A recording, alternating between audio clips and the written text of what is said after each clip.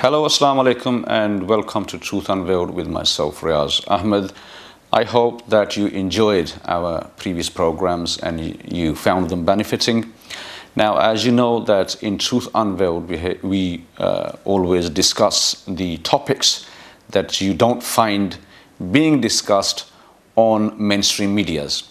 Now, today's topic is India, and this is a very exclusive program.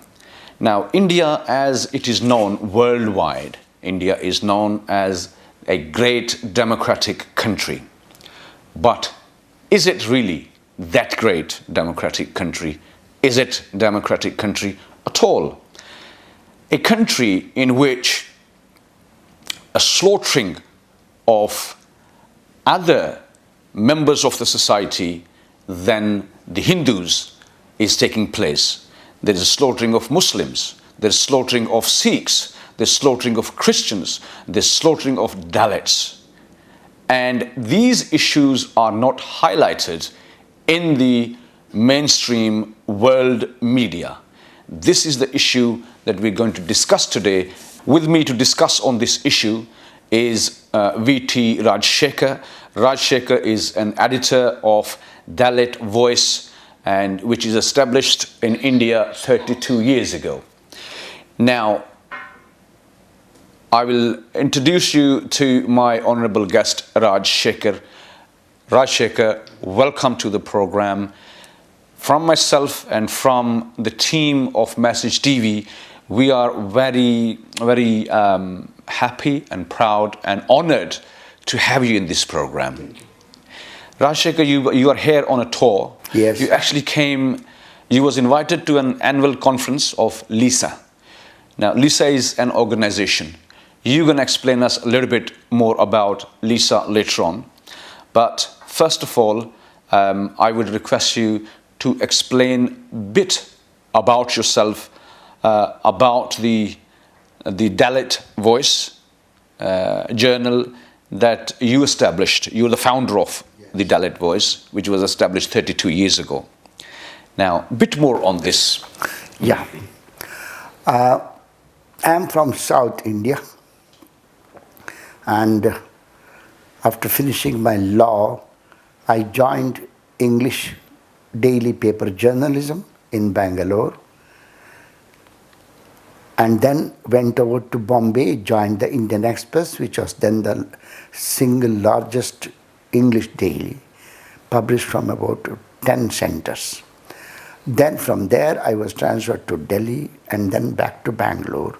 So in all I worked in the daily English newspaper for 31 years.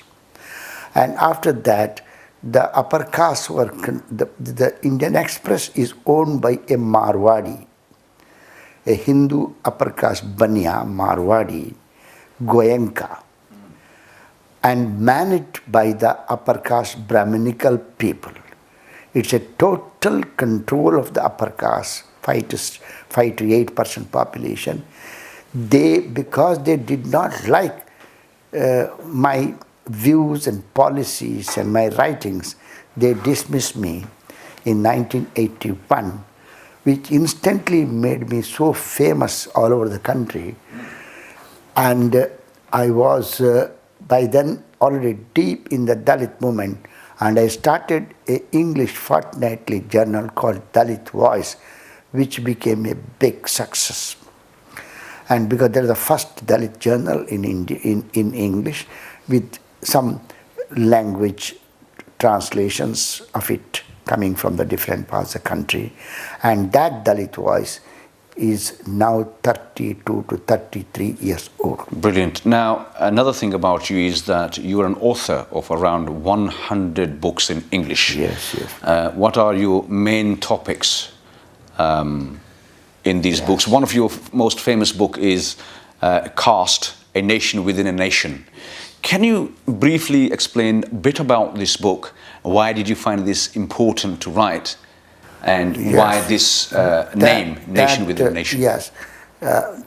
The title may be a little puzzling to outsiders, but to a person from India it is not, because India is not a nation. Okay. India is a country or a subcontinent of several hundreds of nations. Hundreds of nations. So I call caste dash a nation with a nation. Caste is a nation by itself. Okay. Each caste is a nation. So that means hundreds and hundreds of castes are there all over the country. So India is not a nation. India is a country of several nations.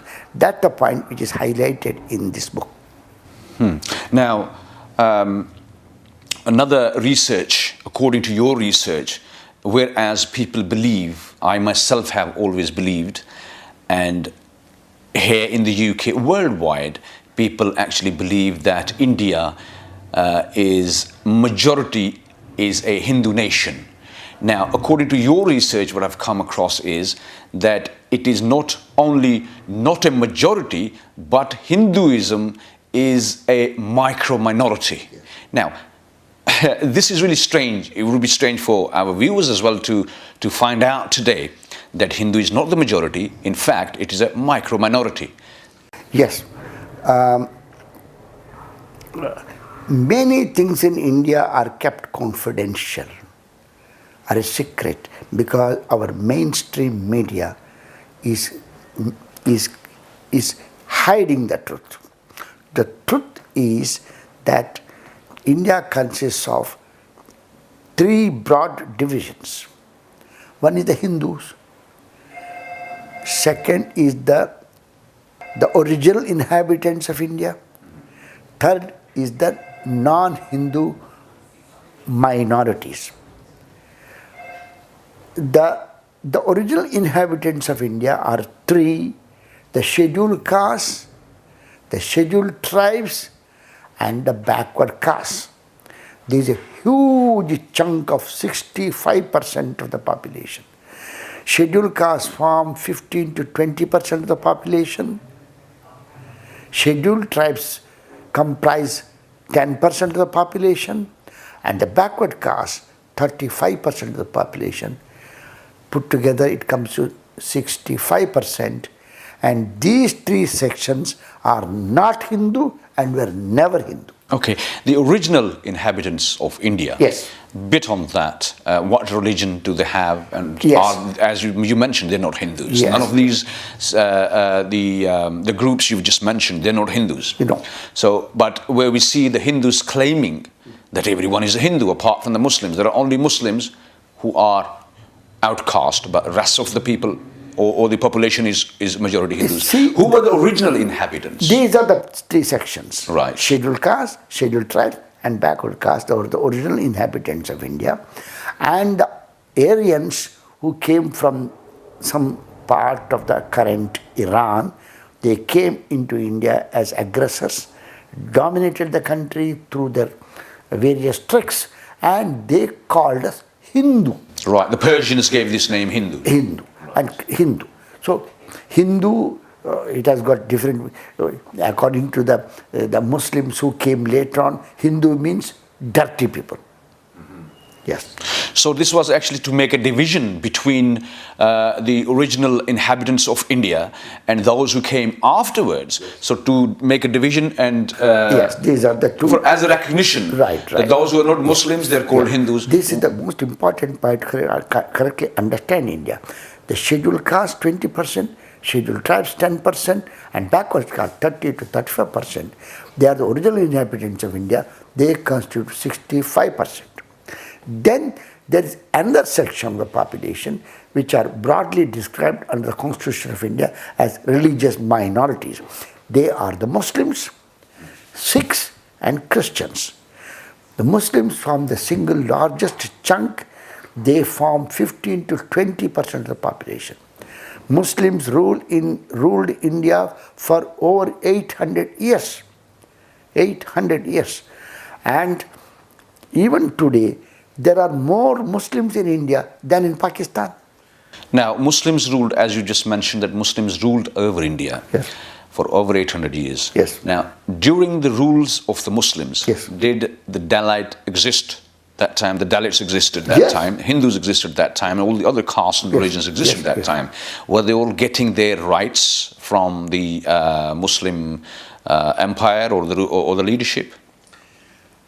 At that time, because the reason I ask you is because we hear that Muslims have always oppressed the Indians, and the Hindus claim that always they have been the majority in India and they have been oppressed by the Muslims. They have been slaughtered by the Muslims. Yes. Muslim rule was also a just rule. And Islam stands for universal brotherhood. So there has been no, and at that time, it was a very remote past I'm talking about, so we do not have enough thing. But during the Islamic rule, there's not one Muslim rule, there are different kings and different people came. So there was no report of any atrocities on the untouchables. Then I gave you the first one, the original inhabitants of India.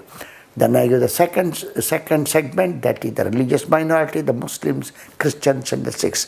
Christians form 2.5% of the Indian population. All of them are converts from the scheduled caste, scheduled tribes and backward castes. And again the Sikhs, they form 2.5% population. They are in the north east, that is the Punjab, and the Sikhism is a very wonderful religion. Rajshekhar, there's another thing about you which is very interesting, is that you led 3 delegations of Dalit writers to Pakistan within the last few years. Now, I just want to know the reason and the outcome of these 3 delegations that you led to Pakistan, of great Dalit writers. And since Dalit voice became very famous, and we had circulation in Pakistan, we were invited to promote friendship between India and Pakistan, and that is formed 20% of the population. And our brothers, tribals, another 10%, we form 30% of the Indian population, the single largest, to promote unity and friendship between the two countries. Pakistan government invited us to their country, and I was selected as the leader of the delegation in the past 3 years, continuously for 3 years I visited. We were given royal reception. At the Gangaram Foundation, a big convention was held, to which all the religious, Pakistan has got only less than 2% non-Muslims, only less than 2%, and they are mainly Dalits, Sikhs, and Sikhs, and some Christians. These are the 3 main segments of and some Hindus also. And we questioned the Sikhs. When we questioned the Sikhs, they came in big number to the conference. When we asked the Sikhs, how are you treated? They said, we are treated as lords. This is what they said. So in Pakistan, the Sikhs are treated much better than treated in India? Yes. Would I be right saying that? Yes, that's what they said. Okay. Sikhs. And then we put a very pointed question to Dalits, because they are our people. Most of them come from Sindh area. Right. Bordering. So Dalits are mostly in the Sindh, in the Sindh area. In the Sindh area. In Pakistan, right. And when we asked them, the Dalits complained that from the Muslim rulers of Pakistan, they face no problem. Their problem is again from the Hindus of Sindh. Right. So the Hindus of Sindh in Pakistan actually causing problem for the Dalits. This is what they said. It's on record, we are publishing Dalit voice. And then we got some Christians who got converted from Dalit community. They got converted to Christianity. We visited 2 churches. From them also, we did not hear any complaint. Every minority community, there is a minister, federal minister in charge of minority affair, and we called upon every minority community leader, representative to speak at the conference, and without hiding anything, they all said minorities are looked after very well in Pakistan. This is the verdict. In the opening of the program, I mentioned the slaughtering of certain nations. For instance, as I said, that there's a slaughtering of Muslims, there's slaughtering of Sikhs, there's slaughtering of Christians, and the low caste and the Dalits. Yes. Now, the mainstream media is controlled, the Indian mainstream media, well, I would say the worldwide mainstream media is controlled by its governments. Now, these things have not been highlighted in the mainstream media. How much is your analysis on these issues, the matter of the slaughtering of these, what the Hindus call the minority? I have worked in the mainstream media for 31 years in the largest circulated English daily of the country, the Indian Express. And then I have been the editor of Dalit Voice for another 30 to 31 years. I have traveled all over India many times. The atrocities on the religious minorities like the Muslims, the Sikhs and the Christians is a regular feature of the country, regular feature. It goes on period. And the biggest slaughtering of the Sikhs was in the Blue Star operation. Mm-hmm. And the Muslim atrocities on Muslims is the demolition of the Babri Masjid, which resulted in the killing of thousands of Muslims. And every month there is an attack on the Muslims, on their masjids and on the Christians. And it's a regular feature which is very rarely highlighted in the national so-called media, because the so-called national media, print media, and also the electronic media is completely owned and controlled by the 15% upper caste. That's the problem. See, we have no voice. Except Dalit Voice, there is no other voice. No, we'll come back to the Dalit issue. Yes. Before that, you mentioned the Babri Mosque. Yes. The incident. Now, the world heard during that time when the Babri Mosque was destroyed and thousands of Muslims were killed by the Hindus, that mosque is actually built over a Hindu temple. Yes. How much of that is true? Till today, no verdict on Babri Masjid has come.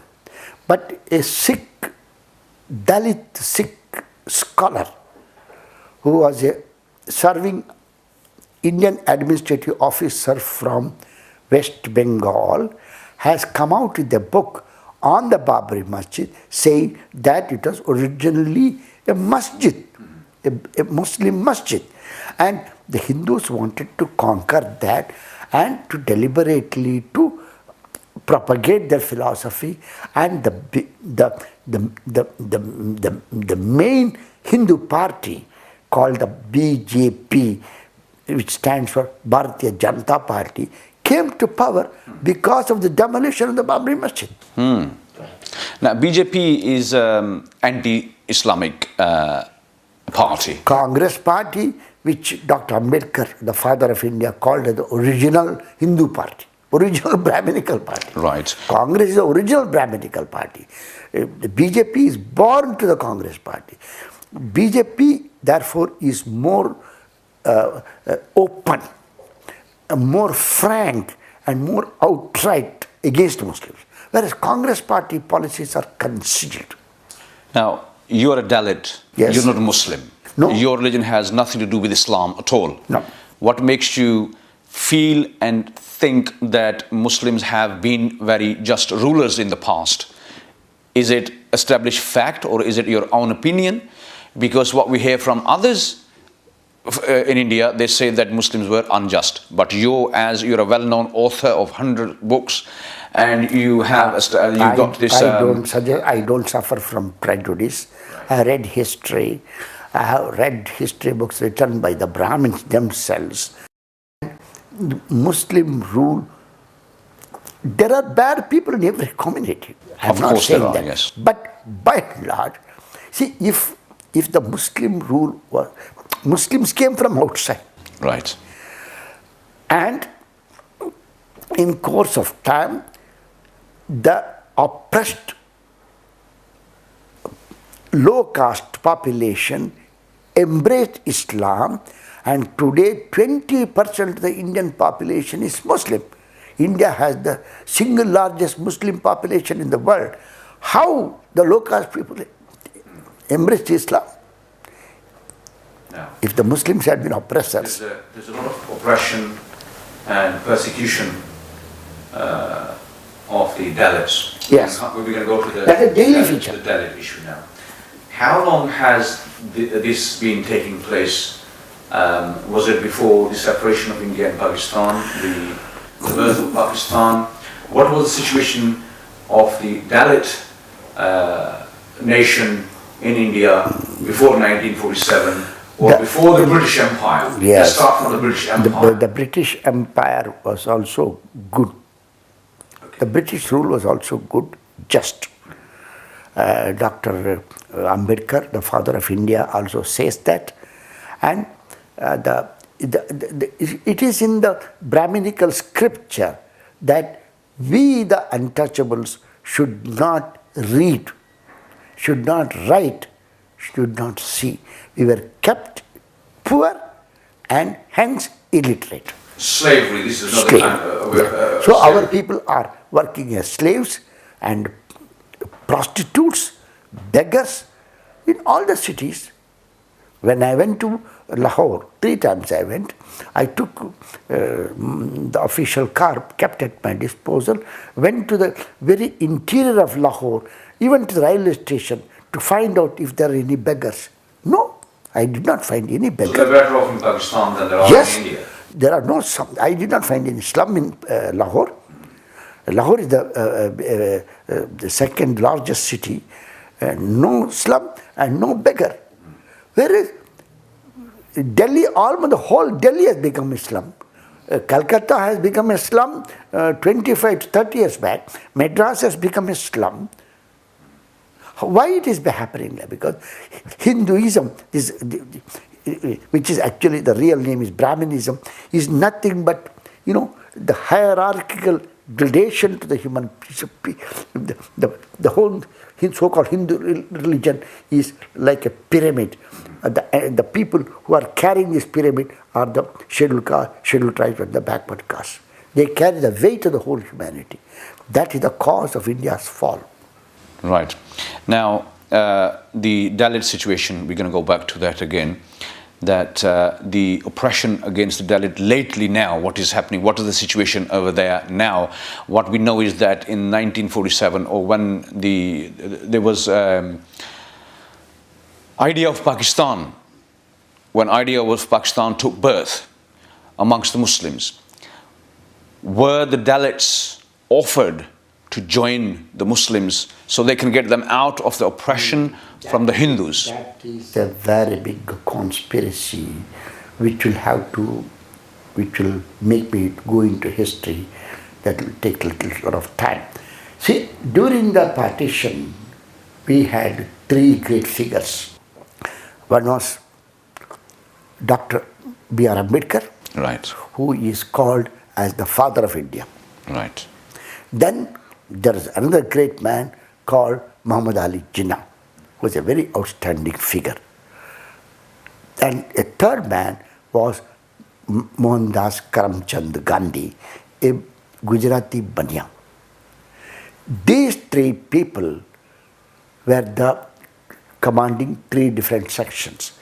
The Hindus were commanded by Gandhi, Dalits and tribals were commanded by Dr. Ambedkar, Muslims by Jinnah. These are the 3 people. And the upper caste people, who have by then already did a lot of tricks and plans, threatening Dr. Ambedkar at every stage, blackmailing Jinnah.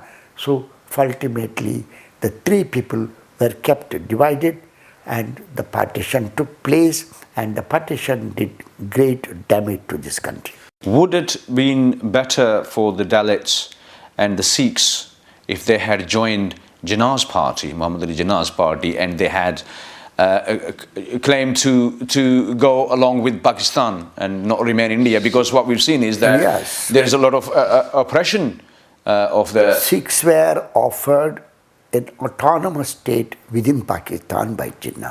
There was a very cunning and crafty leadership of the Sikhs, headed by Master Tara Singh, who was not a Jat Sikh.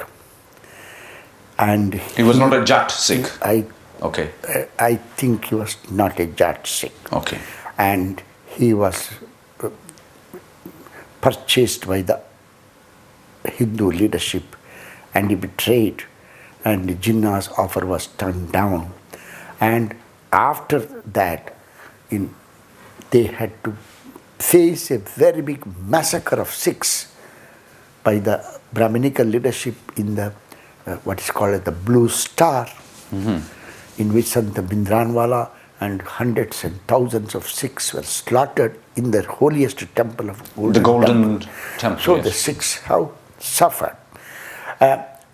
Whether Sikhs and the Muslim should have gone for Pakistan, whether they should have prevented division of India,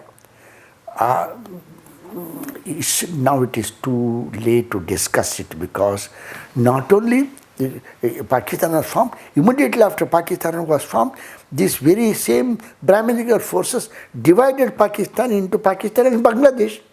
Right. There again a big conspiracy took place. And I will tell you the most wonderful thing.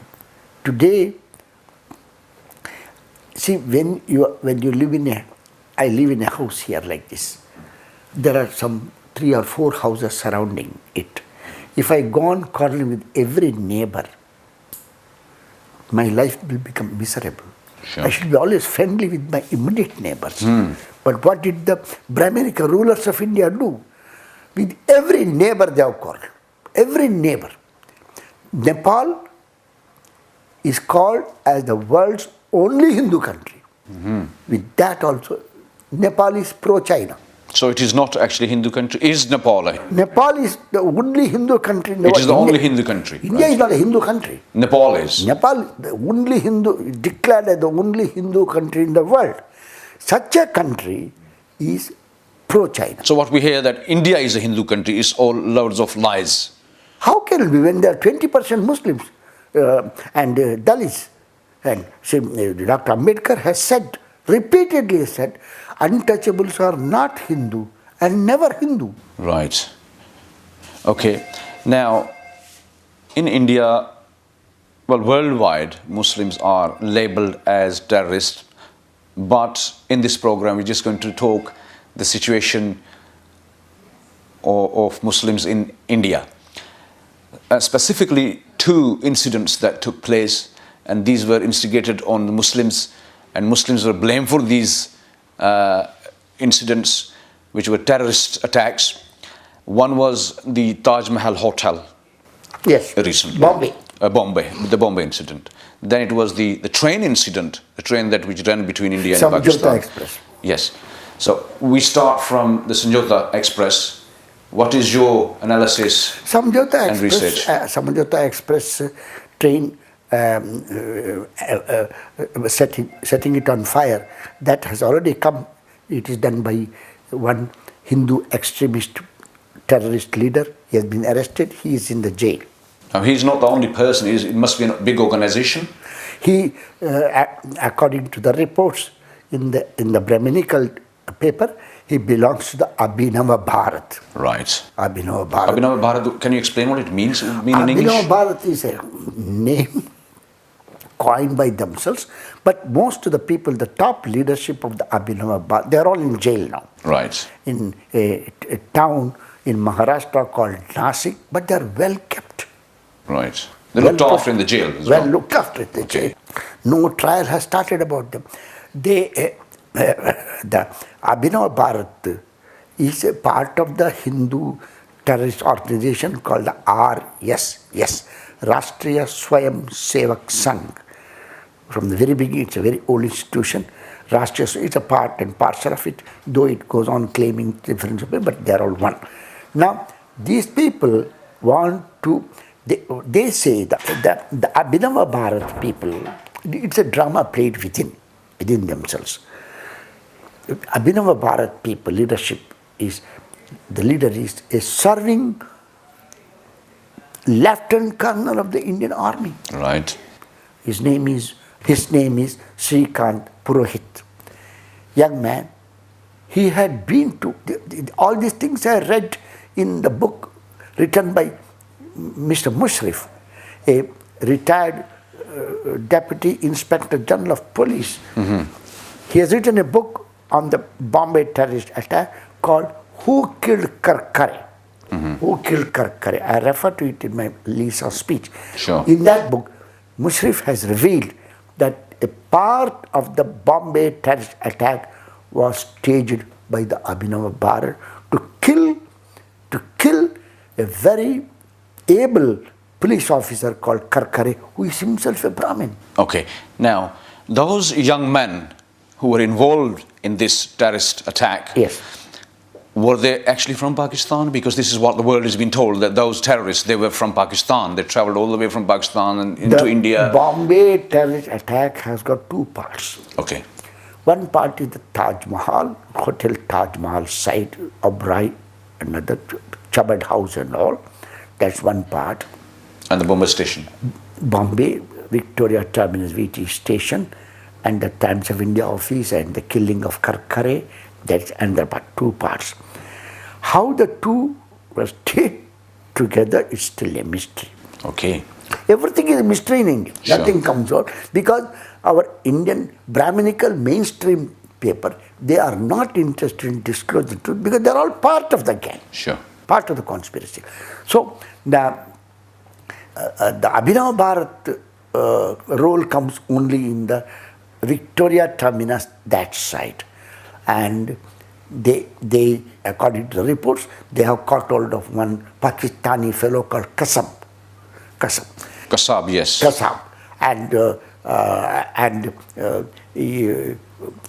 Before as the attack was going on, when he was caught, when the police were talking to him, he was giving his reply in Marathi language. Okay.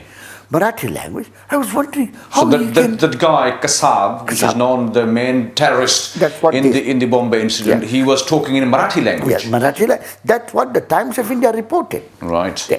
And other papers also reported. And according to Mr. Mushrif, who has written this book, Who Killed Karkare, according to him, he is from the stock of the IB, Intelligence Bureau. Now, why was Karkare so important for the Indian government to assassinate?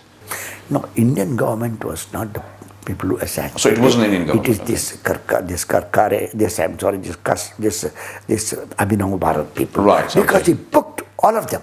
Right. He booked all of them. And by then, quite a number of people were already in jail. He had arrested. She was very strict, honest Brahmin officer. So they wanted to finish him and kill him. And they did it. Karkare was killed. That's the purpose of the Victoria Terminus, Times of India side of the Bombay terrorist attack. Now, this Kasab, according to him, he is from the stock of the IB. IB has got a stock of people. You can use them. Use them. Yes, sure. That's what we say. But anyway, truth has not come out. And you see, there are two organizations called the RAW, Research Analysis Wing, and the other organization called the Intelligence. Their only job is to keep a watch on all the enemy people. See, so RAW is an intelligence, Indian intelligence, and it is just like the CIA, American CIA. Yeah. India has RAW, RAW, right? Okay. Nobody knows what they are doing. Okay. They are not able to discover a single Are they very powerful? They get good pay and they enjoy. But violence has not stopped inside or outside India. Sure. They have not Violence been has able to control that. In fact, they have actually turned things worse than instead of controlling them. The latest outburst in the northeast part of India, Intelligence Bureau or the RAW did not know it. Right. They did not know. Now, we're going to get back to the Dalit issue again. Okay, you mentioned a bit from the history. We're going to talk about the present situation of the Dalits. Now, what is the fate and the future of the Dalits, and what about their coming generations? Are they still going to be oppressed for the rest of their life, or are these people working towards freedom? The most important thing that you have to understand is India, under this so-called religion of Hinduism, there is a thing called the caste system. The caste system. Caste. It is a what you call graded caste system. There is a first class man, second class man, third class man, fourth class, like class. The ascending order of reverence and descending degree of contempt. As the human pyramid goes ascending, the pure good man, fair-looking man stands at the top.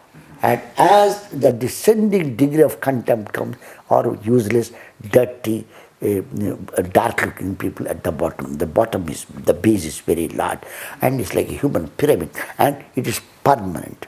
Caste system does not change, and the Indian Constitution or the Indian law they are not against the caste system. Right. We are fighting against the caste But the system. Indian law is not against caste system. No. Indian The government caste is system, not against caste system. Hindu temples and all the Brahminical system and the Indian governmental system never talks against the caste system. Right. Moment you talk against the caste system, you get into the bad book of the ruling class, which starts standing at the top. So, private firms, even the public sector firms, hardly we find any untouchables and tribals at the top. Now, what about the United Nations? What about the British government? What about all these human rights organizations that we see them when there is a problem in any other country? They will interfere, they will intervene. America would intervene, UN would intervene. But what about this caste system that is taking place for centuries in India, and they have not been able to eliminate this caste system? This is a question very often put to me when I come outside the country. The world has two sets of enemies. The Western world is controlled by an enemy called the Jews. And the eastern part of the world is controlled by an enemy called the Jews of India. And they're the Brahmins. Brahminical people. Okay. Now, these two people have got a stranglehold on every world organization, every newspaper, every institution is controlled by them. But they're a minority. Obama cannot speak one word Right. against the Jews. No Muslim. Obama cannot speak a word against the Indian Brahmins either. Yes. Right. And the World Bank, the New York Times, the Time magazine, every magazine, every what you call the entire press media, the electronic and media, and the parliament, who is to become the prime minister, everything is selected by them. is selected and controlled by Mitt them. Romney, who is contesting as the Republican Party, he flew to Israel and assured them. See, that is the entire American politics is controlled by the Jews. Similarly, in India, we have the Jews of India. They control that. They control not only that, they control your own ruling class in Pakistan. Sure. So that the Aman Ki Asha, Right. to which I referred briefly, Sure. is the handiwork of these people. They are trying to fool those people who are willing to be fooled, but Muslims will not be fooled. Muslims can never be fooled. Muslims cannot be fooled. Revolutionary Muslims, your religion is wonderful religion. That cannot be done. So, your question is, why the United Nations, why the human rights organizations, why all these people are not able to see through this game? This is the reason. Are they, for example, African country, they propped up that fellow called Zuba in Africa. Okay. They removed a very good president, Mbeki, and put this, he is a scum of this Jews. Now, what's the future of the Dalits in India then? Future is very... What about these teenagers that we see? Do they have any future? Are they going to be given chance to come to the Indian politics? No. Would there be any time when the Dalits will rule over India? No? No. And who's responsible for all It is this? our Brahminical social system. Right. That can't be dismantled. No. Because there is no provision for it. Right. And I mean, you have worked for decades. Your journalism has been established 32 years ago. How much effect did that have on the people? You're making everyone aware of this worldwide, not just in India. I can't boast of any great achievements. I have been editor for 30 to 32 years. I am the author of more than 100 books. I am invited in different parts of the world. I have gone to Iran, I have gone to Libya, I have been the leader of the delegation to China twice. I am the vice president of the London Institute of South Asia, came 5-6 times. And like that, I have gone to Sri Lanka, I have gone to many countries. Yes, but the impact is very little because we have no media of our own. We must have a powerful media of our own. Print media, I am not referring to electronic media. We must have our own media in Delhi, but we have no money and we have no funding. Now, the Dalits don't have much access to the electronic media? No, they are illiterate. They have no pen. They don't have electricity in the house. When there is no electricity in the house, how can they have electronic media? Is there anything that you would like to emphasize on a bit more?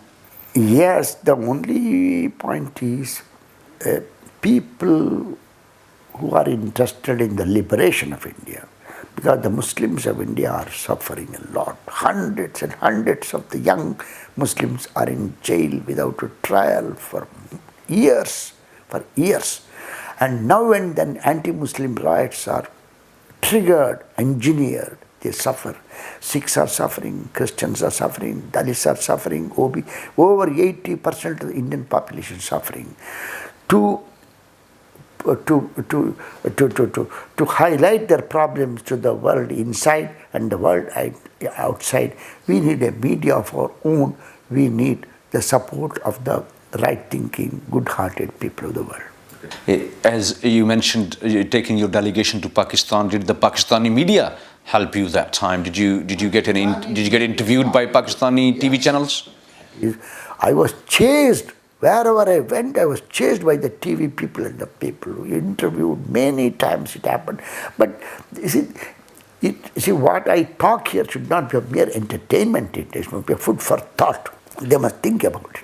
Vijay Rajshekhar, it was a great pleasure to have you in this program, and you'll be going back to India soon. Yes, tomorrow. And, okay, so when you come to the UK in future, yes, next year, inshallah, God willing, we will get in touch and we will get more information from you. Yes. You are a very honorable gentleman at your age. You must be in your 80s now. 81. You're 81. Brilliant. And, this age, you're doing a great work. I wish you from the bottom of my heart, best of luck, and from the entire team of Message TV. And I hope that our viewers will benefit from this program, inshallah, and get all this information and get the proper understanding of the situation, where we hear that India is it is the greatest democratic country, where in fact it is not. And Hindus are the majority population of India, whereas Rajshekhar has mentioned that not majority, in fact they are minority, but the stronghold is by the Hindus over India. It's a sociological analysis. Theirs is a political analysis. Sociological, historic analysis are more important than political analysis. Thank you very much, Rajshekhar, and thank you very much, viewers. Until next time, you take good care of yourself and take care of people around you and spread peace. Assalamu alaikum and goodbye.